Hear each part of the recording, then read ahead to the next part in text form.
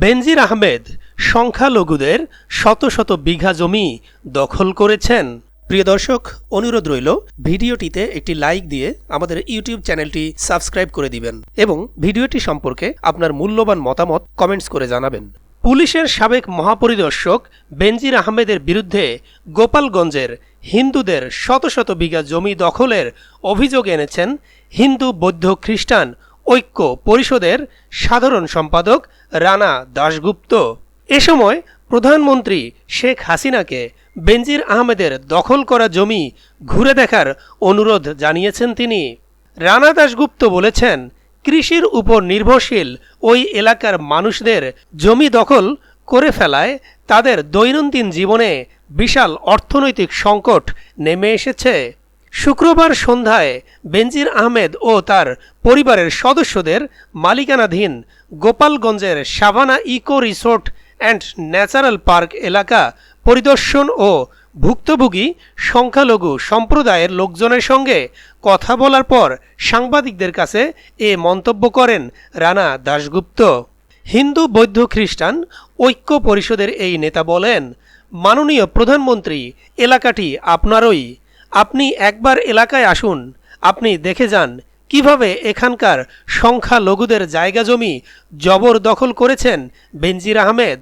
আমরা দাবি ও আবেদন জানাই, যাদের সম্পত্তিগুলো দখল করা হয়েছে তাদের সম্পত্তি ফেরত দেয়া হোক। এলাকাটি শতভাগ হিন্দু প্রধান মন্তব্য করে রানা দাশগুপ্ত বলেন, তাদের শত শত বিঘা জমি জোর করে হুমকি দিয়ে নানাভাবে চক্রান্ত করে বেনজির দখল করে নিয়েছেন। শুধু দখলই করেননি, কাঁটা তারের বেড়া দিয়ে এমনভাবে চারদিকে বেষ্টনী করেছেন যাতে অন্য কেউ ওই জায়গায় প্রবেশ করতে না পারে। র্যাবের মহাপরিচালক ও পুলিশের মহাপরিদর্শক হিসেবে বেনজির আহমেদ যে ভূমিকা পালন করেছেন তা শুধু সরকারের ভাবমূর্তি ক্ষুণ্ণ করেনি, গোটা রাষ্ট্রেরও ভাবমূর্তি ক্ষুণ্ণ করেছে বলে মন্তব্য করেন রানা দাশগুপ্ত। তিনি বলেন, আমাদের মনে হয় যুক্তরাষ্ট্রের নিষেধাজ্ঞাগুলো বেনজির এবং জেনারেল আজিজের কারণেই হয়েছে।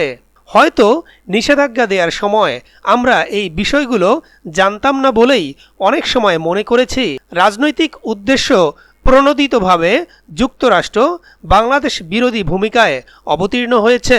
আওয়ামী লীগের সাধারণ সম্পাদক ওবায়দুল কাদেরের বক্তব্যের সমালোচনা করে হিন্দু বৌদ্ধ খ্রিস্টান ঐক্য পরিষদের এই নেতা বলেন, ওবায়দুল কাদের বলেছেন, বেনজির ও আজিজ যা করেছেন সেটা ওনাদের ব্যক্তিগত ব্যাপার, এখানে রাষ্ট্রের কোনো বিষয় না।